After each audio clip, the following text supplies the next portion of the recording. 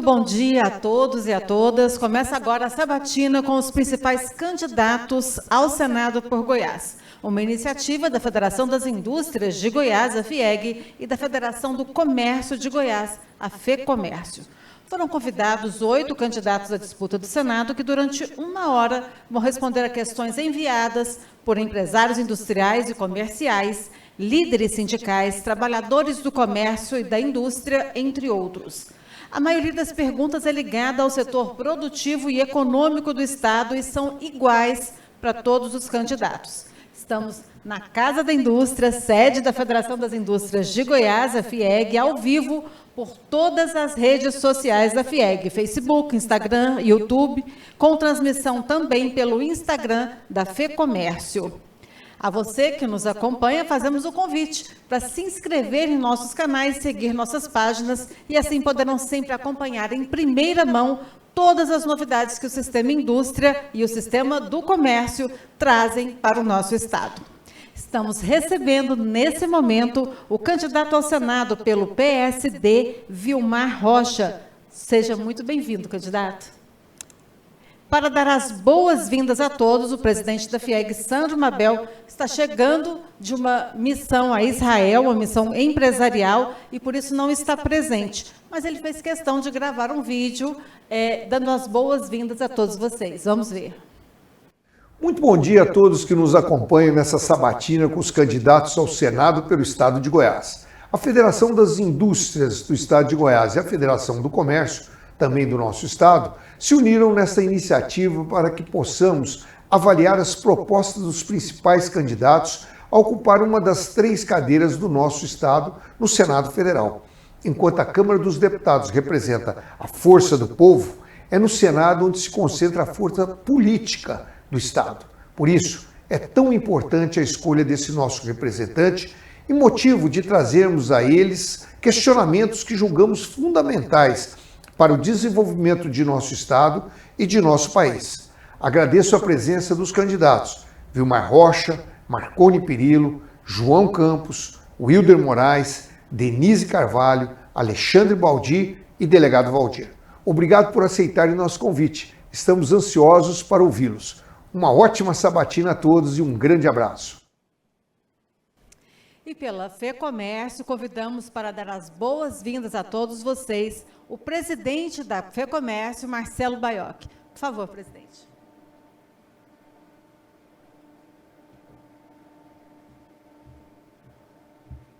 Bom dia a todos. Bom dia, Sandra. Bom dia, candidato Vilmar Rocha. É uma honra a gente poder reunir aqui os candidatos ao Senado e para nós, da Federação do Comércio, junto com a Federação da Indústria, poder promover esse debate que está sendo divulgado nas nossas redes sociais, é uma forma de poder levar ao empresário conhecer as propostas que os nossos candidatos têm para Goiás. Obrigado, doutor Vilmar, seja bem-vindo, que o senhor sinta-se em casa. Um bom dia a todos.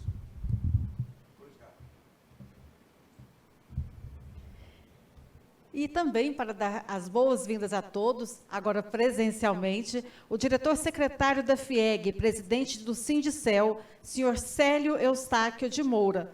Por favor, candidato.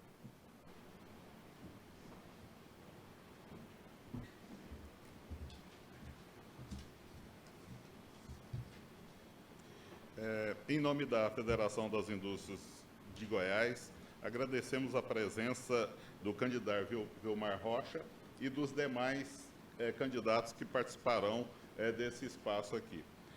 Nós gostaríamos de ouvir a exposição dos projetos, pensamentos acerca dos diversos assuntos relacionados ao setor produtivo, ao crescimento e desenvolvimento de Goiás. A representação do Estado no Senado Federal é de extrema importância e precisamos de pessoas com posicionamento firme, que tenham boa articulação política e que, acima de tudo, lute por Goiás e pelos goianos. Nosso objetivo é ouvir os candidatos e, assim, dar a oportunidade para que cada um faça a melhor escolha. Nós temos essa participação começando agora às 9 horas e indo até às 10 da noite, com a máxima disposição para ouvir cada um dos senhores e senhoras que aqui estarão. Muito obrigado. Que nós tenhamos uma excelente sabatina, Vilmar? Por favor. Candidato, dando início à sua participação, eu gostaria que o senhor falasse um pouco do seu trabalho, se apresentasse aos nossos eleitores. Eu sou Vilmar Rocha, sou advogado e professor de Direito, fui deputado estadual 2 vezes, 5 vezes deputado federal, 3 vezes secretário de Estado, já disputei em 2014 a eleição para o Senado, tive 1 milhão de votos, uma boa votação, disputei com o atual governador e agora estou me candidatando novamente ao Senado. Essa é a minha apresentação. Ótima apresentação. Candidato, hoje, quando se fala em competitividade para a indústria brasileira, está intrinsecamente descrito que a capacidade de determinada empresa competir no mercado interno e externo, conquistando consumidores. O senhor acredita que a modernização das relações trabalhistas aprovadas no Congresso Nacional contribui para essa finalidade? Tá bem, antes de responder essa pergunta concretamente, eu queria fazer 2 preliminares. A primeira é qual será, ao meu juízo, o perfil do futuro Congresso, da Câmara dos Deputados e do Senado Federal. Tudo indica, por uma análise que a gente faz de cenários no país inteiro, o perfil do Congresso será de centro-direita, reformista e sintonizado com políticas liberais para a economia. Portanto, aqueles que ficam preocupados, e às vezes até é muito explorado isso, de que com a eleição do candidato A, B ou C, nós pudéssemos ter uma guinada para a esquerda, ou para políticas anti-mercado ou antiliberais, eu não vejo esse risco no cenário imediato do Brasil, qualquer que seja o eleito. Porque o Congresso, que terá um perfil de centro-direita, moderará, modulará qualquer tentativa de uma mudança no perfil ideológico ou programático do Brasil. O Congresso será de centro-direita e será, ao meu juízo, reformista. O Congresso do Brasil sempre foi reformista. E eu cito uma experiência pessoal e política. Nos anos 90, nós fizemos grandes reformas. Eu era deputado federal, era integrante de um grande partido, que na época era o PFL. Eu era do Estado-Maior do PFL, desse grande partido. Eu não era os líderes. Eu atuava fortemente nos bastidores e na formulação das reformas. Eu presidi à época, dentro do PFL, o Instituto Tancredo Neves, que era o Instituto de Estudos Políticos, Econômicos e Sociais do partido. E ali era minha praia, ali era meu bunker. E ali, com um grupo de professores, intelectuais, políticos, parlamentares, nós ajudamos, naquele período, a formular políticas e reformas que mudaram o Brasil, que melhoraram o Brasil. Então, o Congresso também terá esse viés. O que se precisa é de fazer a gestão política do Congresso e fazer a gestão política do Congresso e ter um grupo de parlamentares, tanto no Senado quanto na Câmara, alguém falou aqui, com capacidade de articulação política, de diálogo e de autoridade. Eu tenho repetido muito um conceito, em todos os fóruns que eu vou, a diferença entre poder e autoridade. O poder é político, a autoridade é moral e intelectual. Às vezes, alguém tem poder, mas não tem autoridade. E às vezes alguém tem autoridade e não tem o poder. Quando você está no poder e tem autoridade, você tem uma capacidade muito forte de influenciar, de liderar e de conduzir programas, ou políticas públicas, ou projetos, ou metas. No período dos anos 90, existia no Congresso, tanto na Câmara quanto no Senado, no meu partido, políticos que tinham poder e que tinham autoridade.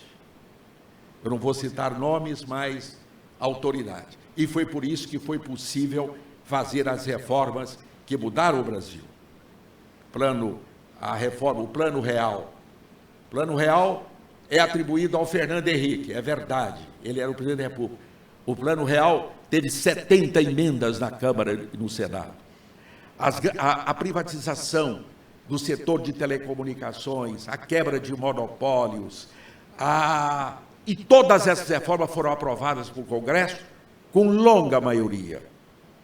Então, é preciso que no Congresso o perfil vai ser liberal, mas que tenha gente com capacidade de articulação e com autoridade para liderar e conduzir essas reformas que são importantes para o Brasil. Especificamente, com relação à reforma trabalhista, foi um avanço a reforma trabalhista, ela vai ser mantida, é de bobagem, porque alguém falou que vai mudar, muda nada.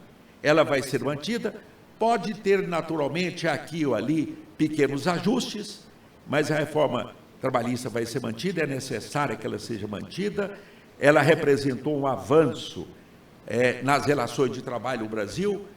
As relações de trabalho no Brasil são muito, não são flexíveis, é muito inflexível, isso não é legal, conspira contra uma tendência mundial. O mercado de trabalho tem que ser modernamente mais flexível. Então, a reforma trabalhista ela foi no caminho certo, pode ser aperfeiçoada, modificada em alguma coisa, mas o caminho dela é o caminho correto, de flexibilizar as relações de trabalho, naturalmente mantendo aqueles direitos sociais que estão previstos na Constituição e que devem ser mantidos. Eu me lembro que ainda nos anos 90, nós apresentamos lá um pequeno projeto que flexibilizava a legislação do trabalho. E eu votei a favor, está aí nos anais, quem quiser procurar, procura. Quase que eu perdi a próxima eleição. A CUT fez uma campanha nacional contra os candidatos que votaram, contra os deputados que votaram naquele ponto. Eu era de uma cidade que tinha uma base operária muito grande, que era Niquelândia, na área de mineração. Uma vez eu cheguei lá, as pesquisas me davam 40% dos votos, eu caí para 20% dos votos. E era uma pequena mudança na legislação do trabalho. Houve uma reação imensa contra isso, porque o cenário não estava preparado ainda para essa reforma, o cenário político. Eu me lembro também que foi igual na reforma da Previdência. Quando nos anos 90 nós votamos as primeiras reformas, ainda a primeira geração de reformas da Previdência, minha Nossa Senhora, eu era quase que no meio dos meus colegas da universidade, do serviço público, de classe média, eu era quase agredido. Eu me lembro que tinha um diretor-geral aqui da Justiça Federal, uma pessoa que falou para ele: eu toda a vida fui seu eleitor, não voto nunca mais em você, porque você está votando a favor da reforma da Previdência. E era ainda aquela primeira geração. O que ocorreu depois é que agora, mais recentemente, amadureceu esse cenário e a reforma da Previdência avançou. A mesma coisa, eu já vou adiantando aqui o meu... Claro. A mesma coisa com relação à reforma tributária. Amigos e amigas, esqueça reforma tributária profunda, esqueça uma reforma tributária radical, esqueçam uma reforma tributária substantiva. Não vai haver, não há cenário político, não há um amadurecimento político para se fazer uma reforma tributária profunda no Brasil. Até porque a reforma tributária, no fundo, ela é uma reforma política. Ela é muito mais complexa do que uma reforma técnica de caráter tributário. É muito mais complexa, porque ela é uma reforma política. Por quê? Ela envolve a você repartir recursos para a União, para os estados e para os municípios. Só essa encrenca aí já é uma enorme encrenca. A segunda é dividir quem vai pagar mais, quais setores da sociedade que vai pagar mais. É outra grande encrenca. Então, ela no fundo é uma reforma política, ela não é uma reforma técnica. Você chega lá, faz... Não. É uma reforma política. Então, não há um ambiente maduro no Brasil para se fazer uma reforma tributária mais profunda. E aí, o que nós vamos fazer? Ficar quieto, de braços cruzados, aguardando se criar uma maturidade política, um cenário político favorável? Não. Temos que ir comendo pelas beiradas. Temos que ir avançando, fazendo aquelas reformas que é possível no momento, simplificação, desburocratização, ir avançando nesses pontos. É o que alguns chamam de reforma fatiada. Tem que ser fatiada. É comer pelas beiradas. É ir avançando na reforma tributária. Imposto único. Isso não existe, não tem imposto único. Eu nem não analiso do ponto de vista técnico se deve ter ou não imposto único. É porque não há ambiente político, não há condições políticas, cenário político favorável a fazer esse tipo de mudança.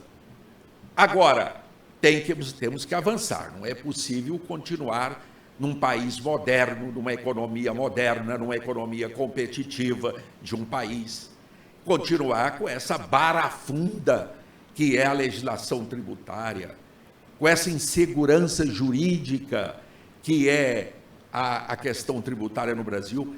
Quando se pega o passivo, você pega lá o que está judicializado, ou a nível administrativo, ou a nível judicial, quanto ao passivo tributário, é não sei quantos por cento, 5% do PIB.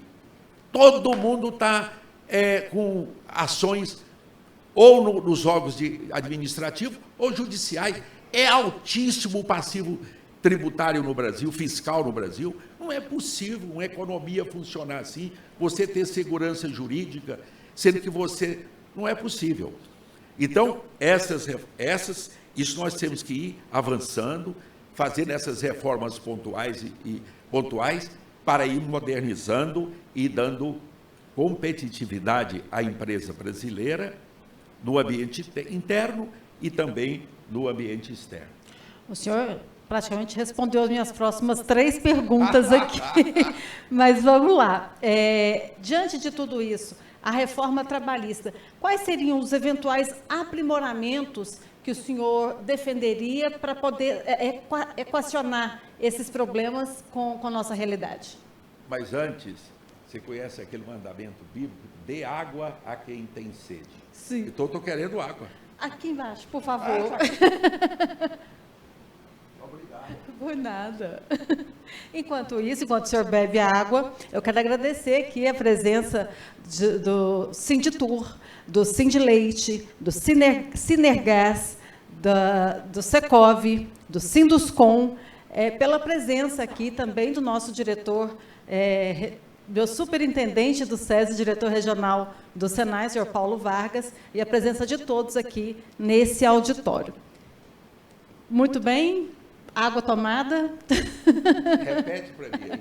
Eu queria saber que soluções, que pontos o senhor defenderia nessa reforma trabalhista, das leis trabalhistas, para que pudesse equacionar esses problemas diante da nossa realidade.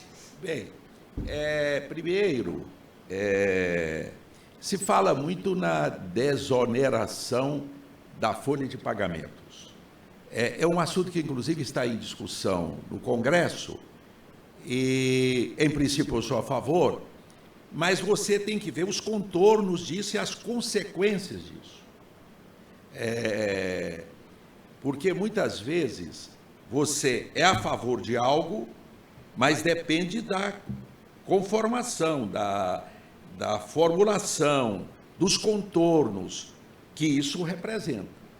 Não é? Você tem que caminhar nesse sentido, você tem que ver como caminhar, quais são os passos possíveis para ser dados. Mas eu acredito que no caso da reforma trabalhista, ainda nós temos um campo grande para avançar, muito grande, simplificação, flexibilização da relação de trabalho, e etc. Mas temos que ter cautela também para manter aqueles direitos sociais básicos. Aqueles direitos sociais básicos que estão previstos na Constituição. Mas eu estou saindo um pouco do script, pelo seguinte, porque eu não quero discutir tecnicalidades, eu quero expor o que eu penso sobre tendências que eu vejo e os meus compromissos com essas tendências. Então eu vou me adiantar aqui numa pergunta que no script que me foi passado, eu já vou lá na frente. Sim, senhor. Tá bem? Vou mudar o protocolo. É o seguinte, eu tenho defendido, e está aqui no meu programa de governo, não é porque eu estou na casa da indústria, não. Há uma diferença entre o político ordinário e comum ou populista e um político que não é ordinário. Eu luto muito para não ser um político ordinário. Ordinário que eu falo, não no sentido de bom ou ruim, é comum. Um político comum, ele gosta de falar o que as pessoas querem ouvir, mesmo que ele não acredita naquilo. Esse é um político comum. É o populista. Então, o que eu vou dizer aqui não é porque eu defendo isso mesmo, eu tenho convicção disso, não é para agradar, eventualmente, porque eu estou aqui na Casa da Indústria, não. Mas, aqui no meu programa aqui, nós precisamos, no Brasil, de reindustrializar o Brasil. Uma política pública de reindustrialização. Há 10 anos atrás, 15 anos atrás, eu tenho repetido isso, a participação da indústria no PIB era de aproximadamente 30%. Hoje está por volta de 11%.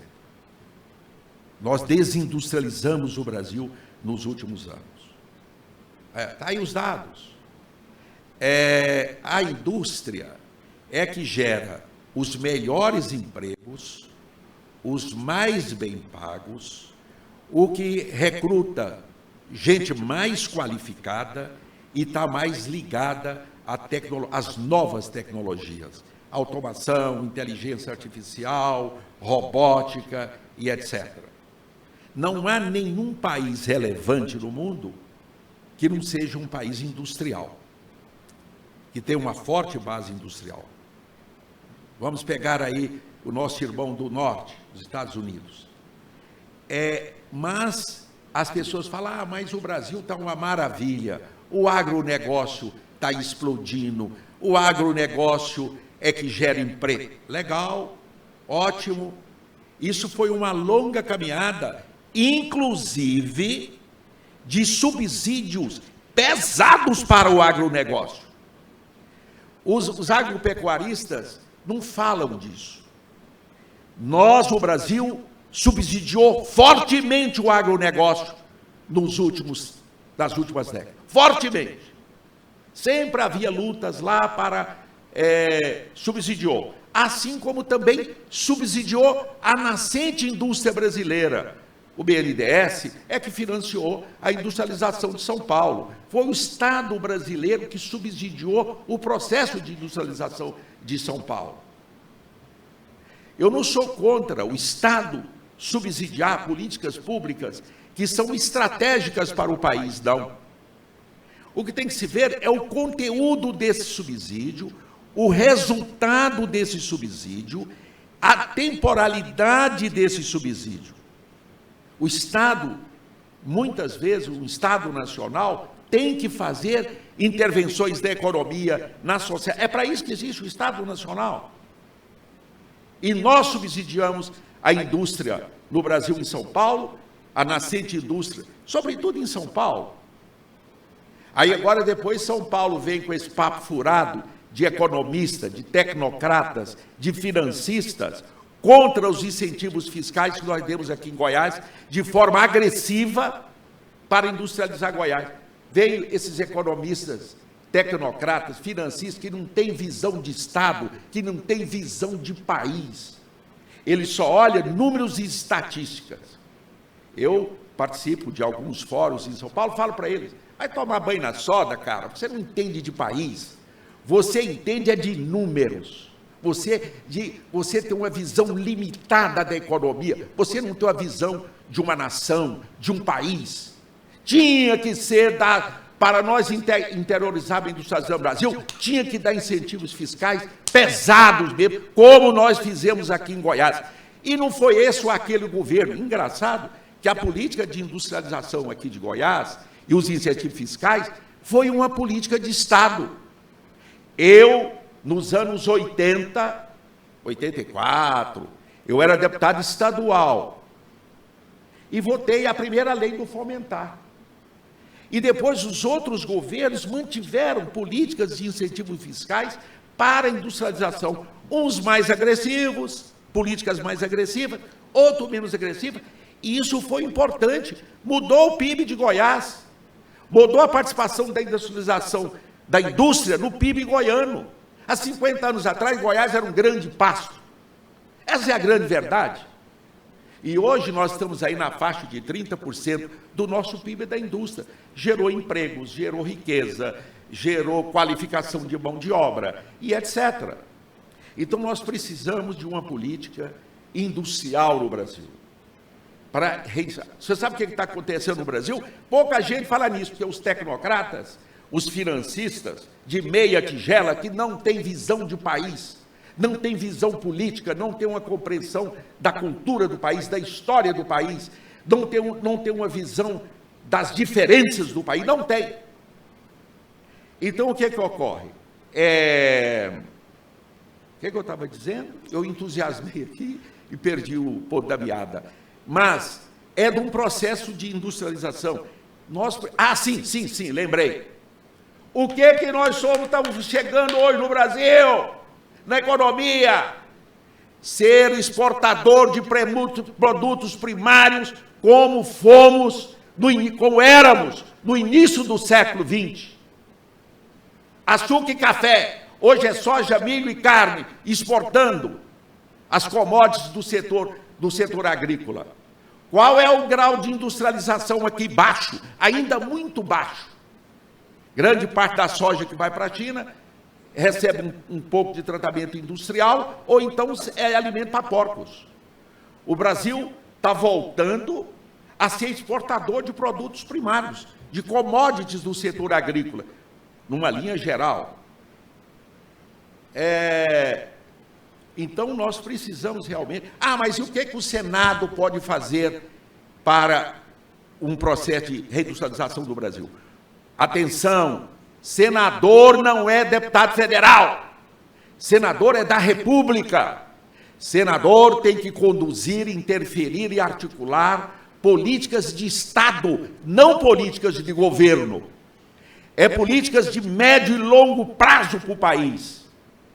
Um senador com autoridade, com experiência, com conhecimento, pode sim articular no Poder Executivo, no Poder Judiciário, dentro do Congresso, dentro da mídia, dentro das entidades representativas do setor, influenciar, conceber uma política industrial para voltar à reindustrialização do Brasil. Está se falando, eu já vi um candidato falar que vai recriar o antigo MIDIC, Ministério do Desenvolvimento Industrial. Ok, tudo bem. Mas isso não é o suficiente, criar apenas uma burocracia. Nós temos que criar uma política de reindustrialização do Brasil. Ô, gente, tem cabimento?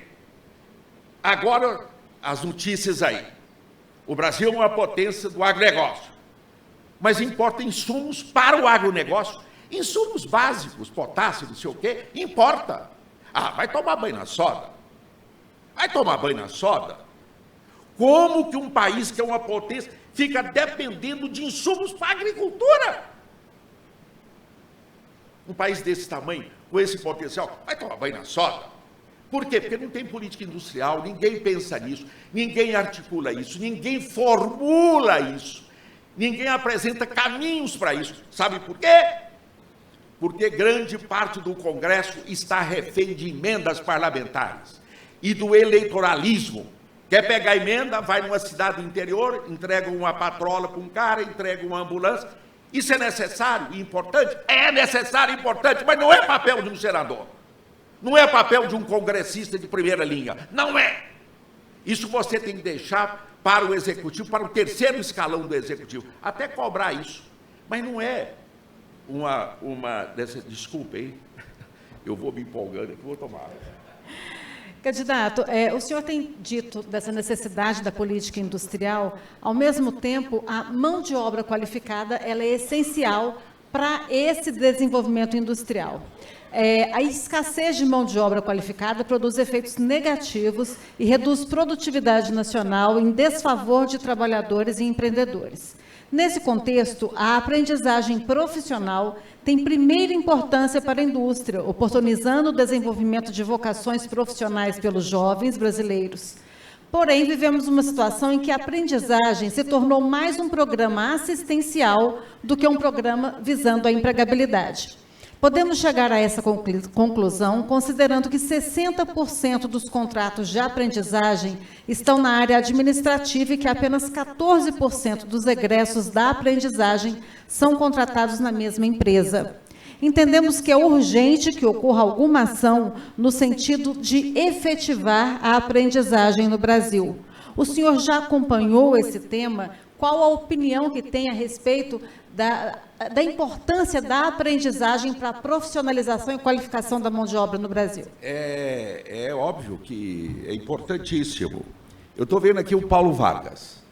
E eu vou falar, não é porque eu sou amigo dele, não. É porque eu reconheço o valor que o Senai tem aqui no cenário industrial. Sempre o processo de industrialização, de crescimento da industrialização em Goiás, não teve esse problema, porque a qualificação de mão de obra foi largamente feita pelo Senai e pelos outros serviços de aprendizagem, quer também no comércio. Está aqui o Marcelo, né, Marcelo? O Senac tem uma história, né, da aprendizagem do comércio. Esse sistema está bem arrumado, sobretudo o sistema S. Não tem que mexer nisso, não. No Brasil, nós temos um negócio, você querer mexer em troço que está dando certo, quando tem um caminhão de coisa errada. Ao invés de você mexer aqui na coisa errada, você vai querer mexer e alterar o que está dando certo. O sistema S dá certo ou não dá no Brasil? Eu me lembro, no início dos anos 90, o Paulo Vargas me procurou. Ô Paulo, foi na reforma, né, constitucional de 93, queriam acabar com o Senai, acabar não sei com o quê. E eu, na época, Marcelo, aqui eu faço o testemunho dele, porque o Paulo está aqui no Senai desde o século XIX. É por isso que ele é uma memória disso. Mas é o seguinte, aí eu fui um dos que ajudei, não é, Paulo? Ajudei lá, como deputado federal. Não, vou procurar o que está errado, não vai mexer com o que está certo, não, cambada. E aí depois até eu fiquei feliz, porque depois que passou isso tudo, o Paulo, que mandou fazer um outdoor, foi isso, Paulo, agradecendo a bancada e me agradecendo. Isso dos anos 90, tem quase 1000 anos atrás, isso, quando eu era deputado federal. Então, não vou mexer, esquece o sistema S, tem tanta coisa errada. Podemos aqui e ali fazer aperfeiçoamentos, mas não alterar o Sistema S, que tem uma tradição e uma história de formação profissional de qualidade. Agora, eu vou completar.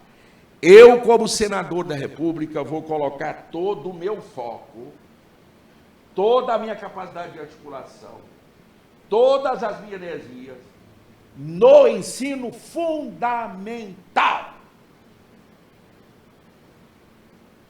0 a 3 anos, creche, 4 e 5 anos, escola infantil, e o ensino fundamental da terceira fase. É aí que está a coisa. É aí que nós temos que dar o tiro de prata.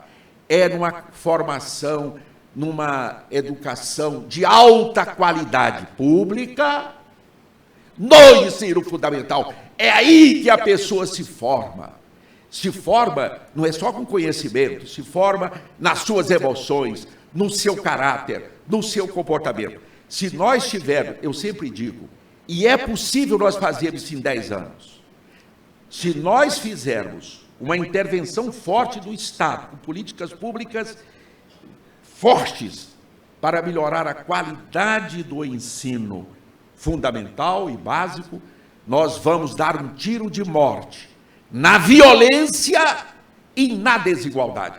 As raízes da violência e da desigualdade está na formação fundamental do ser humano. É lá que o cara se forma, é lá que ele se referencia, é lá que os valores se consolidam, emocionalmente, inclusive.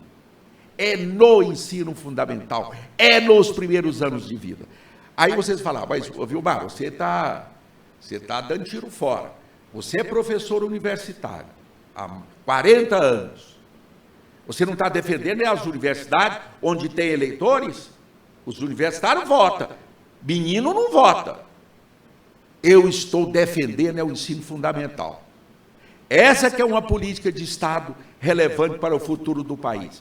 As universidades cresceram muito, se expandiram muito, estão precisando de uma racionalização, porque o grau de produtividade das universidades hoje é baixo, guardadas as devidas proporções. O ensino privado cresceu muito, baixa qualificação, com as exceções de praxe. Eu estou defendendo o ensino fundamental. É o menino, é a criança que está sendo formada. E nós sabemos que, de uma forma geral, o ensino fundamental, nesse Brasil profundo, não é de qualidade. Como é que nós vamos aqui, nós que estamos aqui, querer colocar para competir, nós aqui, os nossos filhos e os nossos netos, com uma criança que está na periferia de uma escola pública de baixa qualidade? Ah, vai tomar banho na soda, né? Vai tomar banho na soda. Como é que esse cara... Onde que tem igualdade de oportunidades aí? Onde? Onde que tem igualdade de oportunidades? Como é que o menino da escola de uma periferia, uma escola fundamental de baixa qualidade, vai concorrer com uma criança de uma escola privada de alta qualidade? É claro que tem escolas públicas de grande qualidade, tanto no ensino... Tem, mas não é a regra geral. No fundo. Então, o foco é no ensino fundamental mesmo. Claro que tem que olhar o ensino profissional, a qualificação também, mas a prioridade é no ensino fundamental. Quero aqui agradecer o apoio da CNI, Confederação Nacional da Indústria, que aqui está representada pelo gerente de articulação com o Senado, Ávila Nóbrega, e o analista Antônio Carpe. Obrigada pela presença. E também o presidente do CIEG-DF. E falando em mineração, né, CIEG, a indústria da mineração no estado de Goiás se destaca no cenário nacional. Nos últimos anos, Goiás se tornou um importante polo, ocupando o primeiro lugar na produção de níquel, com 45%, vermiculita, 82%, e segundo em fosfato, 37%, cobre, 21%, e nióbio, 14%. Questões associadas à infraestrutura e ao meio ambiente impactam diretamente a competitividade dessa atividade em nosso estado. De que forma, ao ocupar o cargo de senador, por meio de seu mandato, poderá contribuir para o crescimento sustentado dessa importante atividade? Primeiro, a economia goiana, historicamente, é baseada em quê? Agronegócio e mineração. É os dois fundamentos históricos da economia goiana. Não é? Goiás hoje é o terceiro, o quarto. O Vessani não está por aqui, não? Dom Vessani, tudo bem? É o capo aí do setor de mineração. Então, a história da nossa economia goiana é mineração e agricultura. Eu acho até que o agronegócio, ultimamente, cresceu mais do que a mineração. Eu tenho uma longa história política ligada ao setor de mineração. Primeiro porque eu nasci em Niquelândia. Niquelândia era uma aldeia, tinha 1.500 pessoas, é uma cidade do ciclo do ouro, uma cidade tradicional, era uma aldeia, chamava São José do Tocantins. Nos anos 40, foi descoberta grandes depósitos de níquel, aí mudaram o nome para Niquelândia. É por isso que chama Niquelândia hoje. E eu, ainda jovem, aqui em Goiânia, a grande luta de Niquelândia era pela industrialização do níquel. Eu lá, bebê, já fazia greve, já lutava pela industrialização do níquel, grandes depósitos e etc. Depois, como estudante universitário, depois como professor, como político, a gente lutou muito pela industrialização lá do níquel em Niquelândia. Eu tenho foto ainda dos anos 70, lá em Niquelândia, com o Antônio Hermílio, quando o Antônio Hermílio ainda era jovem, com aquela força toda, etc. E a industrialização veio depois dos anos 80 e foi muito importante. Então, eu tenho uma história ligada ao setor de mineração. Eu me lembro que, quando deputado estadual, eu presidi, foi a única comissão que eu quis presidir, a comissão de... Obrigado. Tudo bem? Esse cabelo é natural ou pintado? Natural? Parabéns. Olha aqui, tanto que é bacana, cabelo branco. Não é lindo? Bem, foi a única comissão que eu presidi, foi a Comissão de Minas e Energia da Assembleia Legislativa. Depois, no Congresso, eu fui um dos defensores, fiz parte da comissão especial, fui para a tribuna. A Constituição de 88 tinha proibido capital estrangeiro no setor de mineração. Nós mudamos isso depois da reforma constitucional dos anos 90. Eu fiz parte da comissão especial, eu fui para a tribuna, não tinha o menor sentido, né? Não permitir capital estrangeiro em mineração.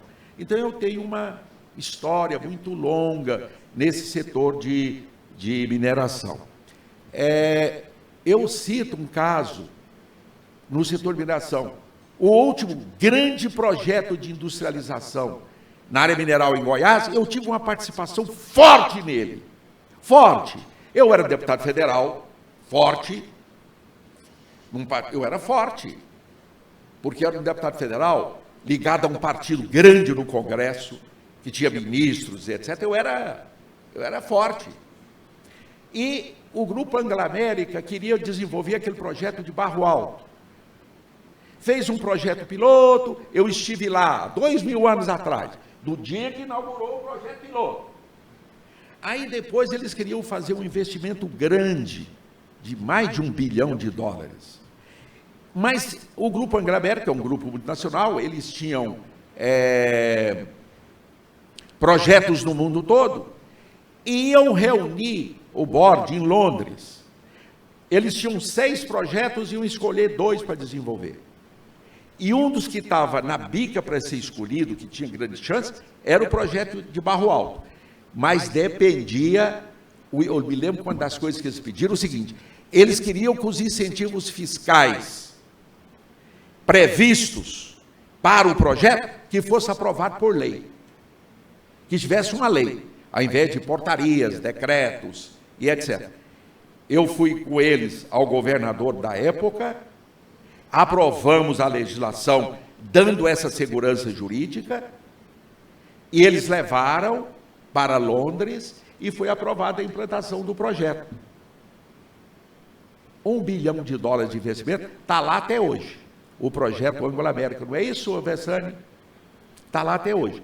Então, nós temos ainda muito que avançar na industrialização mineral em Goiás, e eu, como senador, até em função dessa experiência, dessa tradição, dessa história, eu vou fazer isso. Outra coisa, pouca gente aqui sabe. Perguntem ao Ridoval Queriloto e às autoridades da época. Viu, Marcelo? Vocês. Quem é que apresentou o Grupo Caoa para o governo de Goiás? Foi o deputado federal Vilmar Rocha.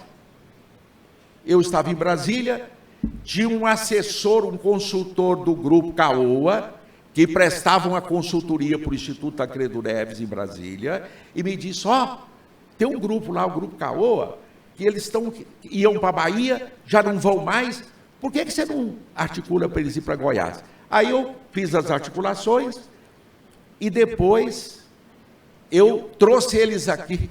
Até tem uma historiazinha que eu vou colocar no meu livro de memórias, mas não vou contar aqui agora, não. Trouxe eles aqui, as autoridades de Goiás, e apresentei. Eu fui buscar eles do aeroporto, no sábado, eu mesmo dirigindo o meu carro. E ainda paguei o almoço, ali no Letuá da Jan. Tá bem, eu era deputado federal. Gente, eu já não tenho mais idade para ficar com muita nhen, com muita... O que eu estou dizendo aqui não é retórica, é história, é verdade, é fatos, não é conversa mole, não. Então, isso para dizer o compromisso com a industrialização do nosso Estado. Bem, com relação à mineração, com relação ao meio ambiente. Como é que chama a menina ali, Elaine. A Elaine e o Célio também. Quando eu era secretário de Meio Ambiente, eles ficavam lá me cutucando, e tal. Primeiro, questão ambiental. É uma questão de Estado, é uma questão que o Senado tem tudo a ver. Porque a política ambiental, a questão ambiental hoje, não é mais, ela é suprapartidária, ela é supra-ideológica. A questão ambiental está no mesmo patamar da democracia, da liberdade, dos direitos humanos. É muito importante essa questão ambiental, porque ela atinge a todos, e é uma causa universal, é uma causa mundial. Você tem que participar dessa compreensão. Você sabe como é que consolidou em mim essa ideia, esse conceito?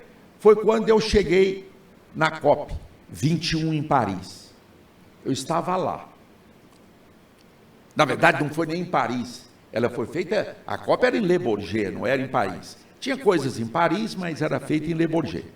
Eu chegava lá de manhã, lá na COP, olhava assim, milhares de pessoas, de todo mundo, preto, branco, amarelo, comunista, não comunista, muçulmano, católico, todo mundo lá preocupado com a questão do meio ambiente. Eu andava assim, lá no Salgão especial eu ficava admirado. Todo mundo falando baixinho, não tinha briga, não tinha nada, todo mundo preocupado com a questão ambiental. A questão ambiental é uma causa universal, mundial. Não é... tem um papo furado aí que diz assim, mas nós temos que reagir porque os americanos e os europeus acabaram com o seu meio ambiente e agora não quer que nós produzimos. Isso é papo furado. Não é porque eles fizeram isso que nós vamos fazer. Candidato. Então, não terminei não. Calma. Então, a questão ambiental é uma questão central. Agora, as empresas, através dessa sigla ISG. Eu não sei, ISG. As empresas, porque as empresas mais competitivas, elas são espertas. As que não são competitivas, aí elas perdem o compasso. Tem que haver competição. Mas na ISG, as empresas já sacaram isso. Esse tempo atrás, agora, eu fui participar de uma reunião pequena, um colóquio, com esse cara que era da fundação, que era da negócio do comércio mundial, como é que chama? OMC. OMC, esse embaixador brasileiro. Como é que ele chama? Ele hoje está na PepsiCo. Tá bom. Aí lá na palestra, calma, eu já estou terminando. Que horas que eu tenho que terminar? 10 horas. 10 horas. Então está faltando 3 minutos. Eu vou terminar em 3 minutos. Tá certo. Aí ele falou para mim assim, ele falou, depois eu fui almoçar com ele, eu falei, cara, o que você está fazendo lá na PepsiCo? Tá bem, vem para o Brasil, porque as filhas dele moram aqui, tá bem. Ele falou, a Pepsi aprovou agora o investimento de tantos bilhões em questão ambiental, em sustentabilidade. Eu falei, vem cá, mas e os acionistas? Porra, como é que vocês pegar? Os acionistas vão perder. Os acionistas vão falar, poxa. Falou, não é? Se eu vou pegar tantos bilhões para empregar em projeto de médio prazo na área ambiental, vem menos dinheiro para o meu bolso, para o bolso do acionista. Falei, e aí, cara? Como é que os acionistas reagiram? Falou, os acionistas reagiram bem, sabe por quê? Nós falamos para eles, ou nós fazemos isso, que reduzimos um pouco o dinheiro no seu bolso, mas o negócio fica sustentável, ou o negócio vai acabar. A galinha vai deixar de botar ovos de ouro. O que você prefere? Não. Então, eu vou pôr um pouco, deixa aí pôr dinheiro. Bilhões de reais num plano de sustentabilidade da PepsiCo. As empresas já sacaram isso. Os governos, a sociedade tem que sacar isso. E já sacou. Não pode ficar com esse discurso boboca aí, nhen, que os ambientalistas vão acabar. Tem muito ambientalista chato. Chatíssimo. Mas, chatíssimo, bobocas, igual tecnocratas da área financeira. Mas nós não podemos perder de vista que a causa ambiental é uma causa universal, é um valor universal, que o Brasil tem um enorme ativo. Eu via lá na COP21, depois eu estive na COP22, em Marrakech, no Marrocos. O Brasil é visto como um dos maiores ativos ambientais do mundo. Nós temos negociar isso com inteligência. Bem, considerações finais. Obrigado a você. Que isso, prazer é nosso, honra nossa, Sistema FIEG e Federação do Comércio. Tá bem. Obrigado a todos que vieram aqui me ouvir, né, da Federação das Indústrias, da Federação do Comércio, esse grande parceiro e amigo que é o Marcelo, o Antônio Carlos, o Azar, a todos, muito obrigado. Quero agradecer aqui a presença do meu companheiro, amigo, parceiro e meu suplente, o Cimeiso. O Cimeiso, muito obrigado, Cimeiso. Muito obrigado a todos. Você podia me informar as horas? 10 horas. Muito obrigado. Um bom dia a todos. Obrigada ao candidato. E essa foi a sabatina com o candidato Vilmar Rocha, do PSD, uma iniciativa da Federação das Indústrias de Goiás, FIEG, e Federação do Comércio de Goiás, FEComércio. Essa e todas as entrevistas com os candidatos ao Senado estarão disponíveis nas redes sociais da FIEG e da FEComércio. Obrigada a todos e até a próxima.